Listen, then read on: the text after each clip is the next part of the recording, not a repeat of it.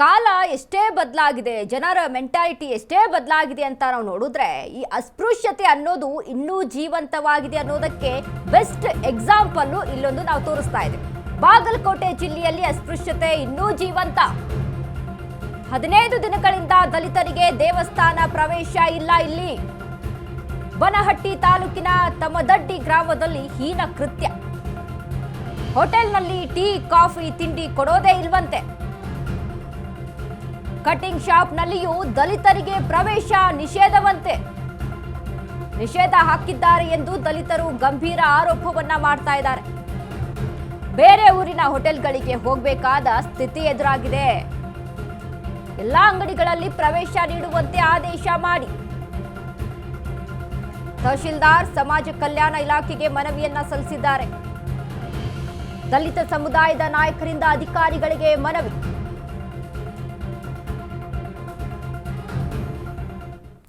ನೋಡ್ರಿ, ನಾವು ಮಾತಾಡ್ತೀವಿ ಅಸ್ಪೃಶ್ಯತೆ ಅನ್ನೋದೇ ಇಲ್ಲ, ಎಲ್ಲ ಹೋಗ್ಲಾಡ್ಬಿಟ್ಟಿದೆ, ಯಾರು ಸಹಿತ ಅದನ್ನ ಫಾಲೋ ಮಾಡ್ತಾ ಇಲ್ಲ, ಈಗಿನ ಜನರೇಷನ್ ಬದಲಾಗ್ಬಿಟ್ಟಿದೆ ಅಂತ. ಕೆಲವೊಂದು ಹಳ್ಳಿಗಳಲ್ಲಿ ಗಲ್ಲಿಗಳಲ್ಲಿ ನಾವು ವಿಚಾರಿಸಿ ನೋಡಿದಾಗ ಇನ್ನೂ ನಡೀತಾ ಇದೆ. ಇಲ್ಲಿ ನೋಡಿ, ಅಲ್ಲಿ ಆ ಒಂದು ಊರಿನಲ್ಲಿ ಕಟಿಂಗ್ ಶಾಪ್ನಲ್ಲಿ ನಿಷೇಧ, ಎಲ್ಲೇ ಒಂದು ಹೋಟೆಲ್ನಲ್ಲಿ ಹೋದ್ರೂ ನಿಷೇಧ, ಈ ರೀತಿಯಾಗಿ ಅಲ್ಲಿ ನಡೀತಾ ಇದೆ ಅಸ್ಪೃಶ್ಯತೆ ಅಂತ ಅಂದ್ರೆ ಇವರ ವಿರುದ್ಧ ಕಾನೂನು ಅಡಿಯಲ್ಲಿ ಬಲವಾದಂತ ಆಕ್ಷನ್ ಅನ್ನ ತೆಗೆದುಕೊಳ್ಬೇಕು.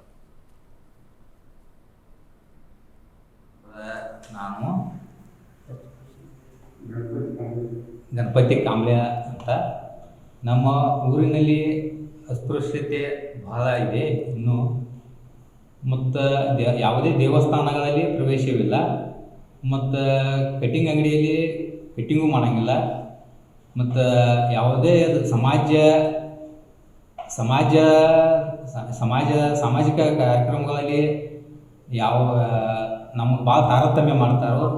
ಮತ್ತು ದೇವಸ್ಥಾನಗಳಲ್ಲಿ ಅನ್ನ ಪ್ರಸಾದ ಸಹಿತ ಅವರು ಊಟ ಮಾಡಿದ ನಂತರ ನಮಗೆ ಊಟ ನೀಡ್ತಾರೋ. ಹೀಗಾಗಿ ಭಾಳ ನಮ್ಮನ್ನ ಕೀಳು ಮಟ್ಟ ನೋಡ್ತಾರ ಅಂತ ಹೇಳಿ ನಾನು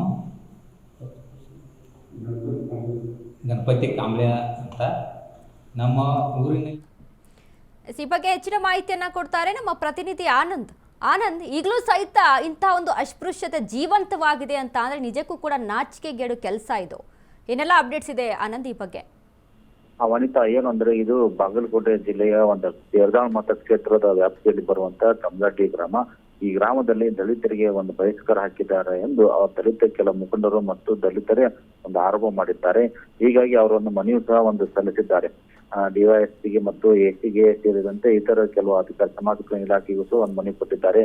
ಏನೆಂದರೆ ಆ ಗ್ರಾಮದಲ್ಲಿ ನಮಗೆ ದೇವಸ್ಥಾನಕ್ಕೆ ಒಂದು ಅನುವು ಇಲ್ಲ, ಮತ್ತೆ ಹೋಟೆಲ್ದಲ್ಲಿ ಚಾ ಕುಡಿಬೇಕು, ತಿಂಡಿ ತಿನ್ನಬೇಕು ಅಂದ್ರೆ ನಮಗೆ ಅಲ್ಲಿ ಸರಿಯಾಗಿ ಸ್ಪಂದನೆ ಇಲ್ಲ. ಜೊತೆಗೆ ಕಟಿಂಗ್ ಶಾಪ್ ಅಲ್ಲಿ ಸಹ ನಮಗೆ ಅಲ್ಲಿ ಕಟಿಂಗ್ ಮಾಡಲು ಅವಕಾಶ ಇಲ್ಲ. ಹೀಗಾಗಿ ನಾವು ಕಟಿಂಗ್ ಮಾಡಲು ಹೋಗ್ಬೇಕಾದ್ರೆ ಪಕ್ಕದಲ್ಲಿ ಒಂದು ತೇರದಾಳ ಅಂತ ಪಟ್ಟಣ ಇದೆ, ಅದ್ರ ಜೊತೆಗೆ ಬನಹಟ್ಟಿ ಪಟ್ಟಣ ಇದೆ. ಅಲ್ಲಿ ಹೋಗಿ ನಾವು ಹೋಟೆಲ್ಗೆ ಹೋಗಬಹುದು ಅಥವಾ ಕಟಿಂಗ್ ಶಾಪ್ ಹೋಗಬಹುದು.